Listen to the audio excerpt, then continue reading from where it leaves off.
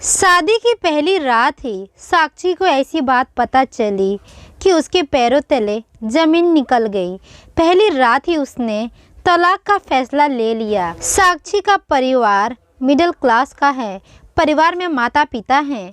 साक्षी के जीवन में तब जिम्मेदारियां बढ़ जाती है जब एक दिन अचानक उसके पिताजी को पैरालिसिस आ जाता है। साक्षी पर अब उसके छोटे भाई और छोटी बहन के साथ पिता के इलाज और घर चलाने का बोझ आ गया है।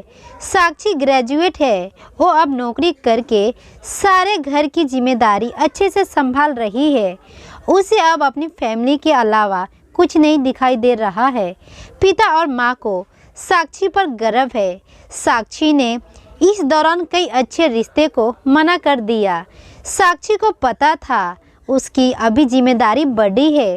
वो अपने घर को ऐसे हालत में छोड़कर नहीं जाना चाहती है। और फिर पता नहीं शादी के बाद कैसा परिवार और पति मिले। इन सब बातों को देखते हुए अभी वो शादी से दूर रहना चाहती है।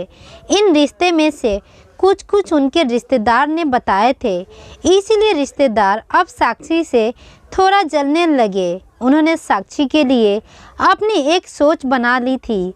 उन्हें लगने लगा था कि साक्षी बड़ी घमंडी हो गई है।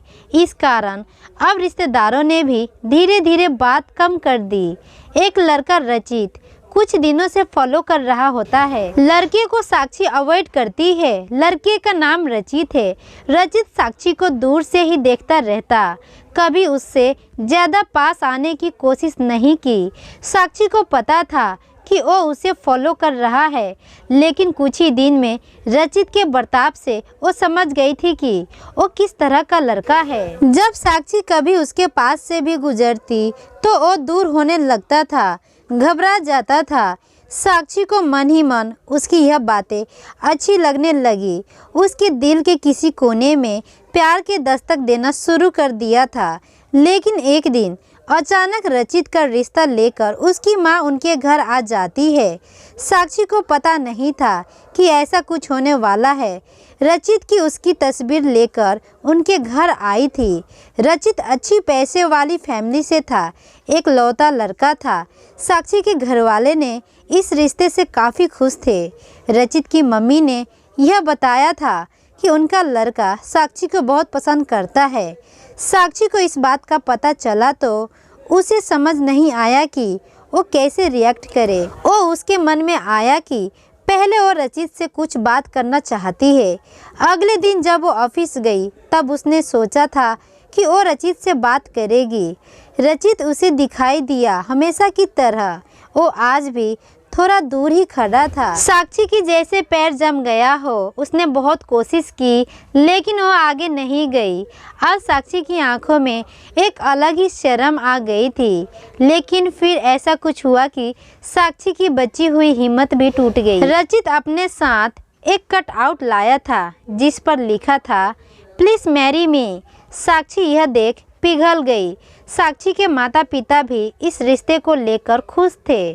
साक्षी को भी लगा था कि शायद यही वो लड़का है जिसे वो ढूंढ रही थी। इन्हीं सब बातों को ध्यान में रखते हुए उसने शादी के लिए हाँ कह दी। साक्षी खुश थी। उसके मन में रचित से बात करने की इच्छा थी, लेकिन रचित की तरफ से कोई पहल नहीं होने के कारण वो भी चुप थी। साक्षी को रचित और उसके बीच की यह खामोशी पसंद थी। शादी के लिए दोनों घर वाले जल्दी में थे, इस कारण शादी जल्दी में की गई। शादी पक्की होने के बाद ना तो रचित उसे दिखाई दिया, ना ही उसकी तरफ से कोई फ़ोन आया। रचित शादी के दिन ही उसे कई दिनों बाद उसे दिखाई दिया। काफ़ी दिनों बाद साक्षी ने रचित को देखा था। साक्षी के चेहरे पर एक अलग ही चमक थी। वहीं दूसरी ओर रचित बहुत नर्वस लग रहा था। रचित की शादी उसकी मनपसंद लड़की से होने जा रही थी। उससे होने जा रही थी जिससे वो प्यार करता है। फिर भी उसके चेहरे पर खुशी नहीं है। साक्षी को भी यह बात अजीब लगती है। उसको अंदाज़ा हो जाता है कि कुछ बात है, लेकिन अब बात सारी रचित से बात करने पर ही पता चलती है। साक्षी और रचित की शादी हो गई। अब घड़ी आ गई जब साक्षी रचित से पहली बार बात करने वाली थी। सुहागरात की सेज पर वो बैठी है और बाहर से कई लोगों की आवाज़ आ रही है। तभी वो बैठे बैठे सोचती है कि वो उन्हें आवाज़ से कैसे पहचानेगी, क्योंकि अभी तक उसने उनकी आवाज़ सुनी ही नहीं। फिर रचित कमरे में आता है। चेहरे का रंग पूरा उड़ा हुआ रहता है। साक्षी एक नज़र चुपके से उठाकर उसे देखती है। वो भी बिस्तर के एक कोने पर बैठ जाता है। कई देर हो जाती है। साक्षी को अजीब लगता है, क्योंकि रचित ना कुछ बोलता है और ना ही उसके पास आता है। साक्षी को लगता है कि उसे उनके बीच की इस खामोशी को तोड़ना होगा। फिर साक्षी पहल करती है और कहती है, सुनिए, आप इतने नर्वस मत होइए, मुझे आप पसंद है। रचित उसकी ओर मुड़ता है। उसके चेहरे को देखकर साक्षी को थोड़ी चिंता होती है, क्योंकि चेहरे पर एक अजीब सा डर था। साक्षी उसको पूछती है, क्या हुआ, आप खुश तो हैं ना? रचित केवल गर्दन हिलाता है। साक्षी बोलती है, मुझे आपसे बहुत बातें करनी थी, लेकिन आपने पहल ही नहीं की। चलिए आप करते हैं। रचित अभी चुप रहता है। साक्षी फिर बोलती है, आप कुछ बोल क्यों नहीं रहे? रचित की आंखों में अब आंसू आ जाते हैं। सुहागरात पर अगर पति की आंखों में आंसू दिखे तो आप सोच ले लड़की की क्या हालत होगी। साक्षी घबरा जाती है। क्या हुआ, मुझे बताइए तो। अब साक्षी को रचित का वो सच पता चलता है जिसकी वजह से रचित घबराया हुआ है। रचित अब साइन भाषा में बताता है कि वो बोल नहीं सकता। साक्षी को धक्का लगता है, जैसे कि बहुत ज़ोर से किसी ने धक्का मारा हो। वो चुप हो जाती है और रचित से दूर हो जाती है। पहली रात ही उसे पता चल जाता है कि उसके परिवार वालों के साथ धोखा हुआ है, और खुद रचित ने भी उसे यह भी नहीं बताया। वो बिस्तर पर बैठ गई, बस यही सोच रही थी कि अब क्या करूं। उसे कुछ समझ नहीं आ रहा है। रचित अपनी आंखों में आंसू लिए साक्षी को हाथ लगाता है। साक्षी उसके हाथ को जोर से हटा देती है, कहती है, मुझे छूने की कोशिश भी मत करना। वो उसी समय अपने घर जाना चाहती है, लेकिन रात होने की वजह से उसके पैर रुक गए। साक्षी बाथरूम का दरवाज़ा खोल के बाथरूम में खुद को बंद कर लेती है। रचित बाहर बिस्तर पर ही बैठा चिंता में डूबा है। सारी रात ऐसे ही निकल जाती है। उस बंद बाथरूम में साक्षी के मन में कई ख्याल आ रहे थे। आखिरकार उसने एक फैसला किया। उसने अपने घर वापस लौटने का फैसला किया। उसके परिवार को भी इस बात का पता नहीं होता है।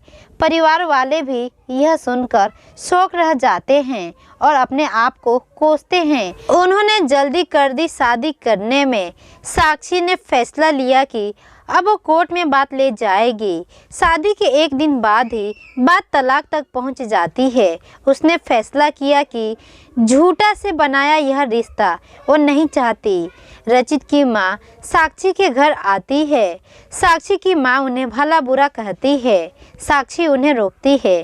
वो पूछती है, आपको जरूरी नहीं लगा इतनी बड़ी बात हमें बताना? रचित की माँ नीचे मुंह कर कर और चुप रहकर सारी बात सुन रही है। रचित की माँ कहती है कि मैं माँ अपने बेटे का भला ही चाहती हूँ और उसके पिता भी नहीं हैं। वो साक्षी को पसंद करता है, इसीलिए वो साक्षी से शादी करना चाहता था। मैंने हिम्मत की बोलने की, मगर मैं नहीं कर पाई। फिर मुझे डर भी लगा, क्योंकि पहली बार उसने कुछ करने को कहा। उसने तो मुझे बोला था कि तुम्हें बता दूं, और मैं चाहती भी थी, लेकिन नहीं कर पाई।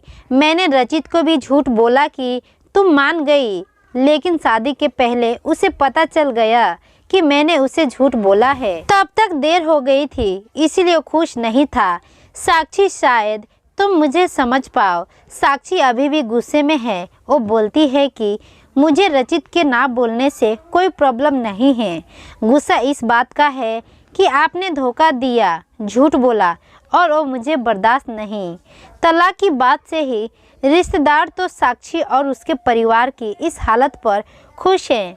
उसने सोच लिया था कि वो रचित से तलाक लेगी, और इसके लिए उसने कानूनी कार्रवाई शुरू भी कर दी। कुछ दिन उनके इन्हीं बातों में निकल गए। साक्षी अब अपने घर पर पहले की जीवन शैली पर लौट आती है। वो जॉब पर जाती है और कुछ दिनों बाद फिर रचित उसे दिखाई देता है। दूर से ही बस अब वो साक्षी को देखता है। साक्षी के ऑफिस के बाहर वो लगातार आता है। 15 दिनों तक साक्षी उसे अवॉइड करती है। फिर एक दिन उसके पास जाकर बोलती है, अब यह सब करने से कुछ नहीं होगा और मैं नहीं चाहती कि तुम कुछ नाटक करो, इसलिए यहाँ आना बंद कर दो, समझो। साक्षी की बातें वो सुन रहा है।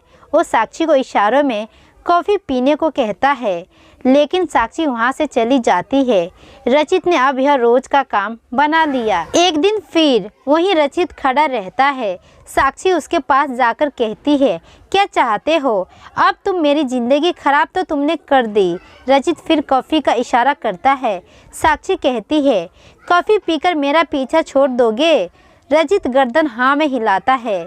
पास के ही एक रेस्टोरेंट में टेबल पर दोनों आमने सामने बैठते हैं। रचित अपने फ़ोन में कुछ मैसेज टाइप करता है।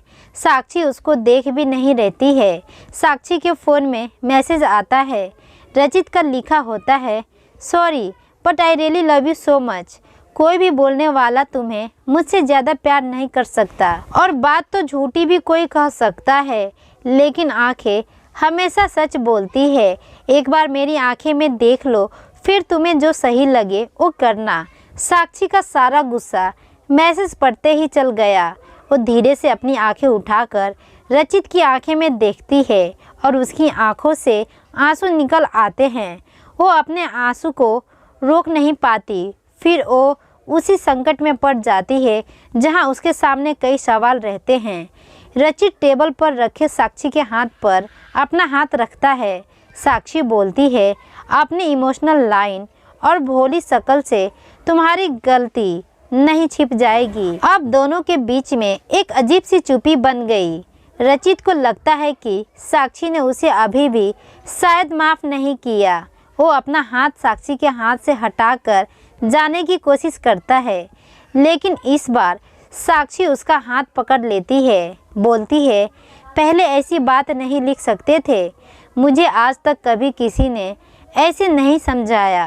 वो खड़ी होती है और रचित को बोलती है, चलो मेरा सामान वापस लाना है मेरे घर से, अब तुम ही उठाकर ले आओ। रचित उठकर साक्षी को हक करता है। गीले शिकवे मिटाकर इस तरह उनके नए जीवन की शुरुआत होती है।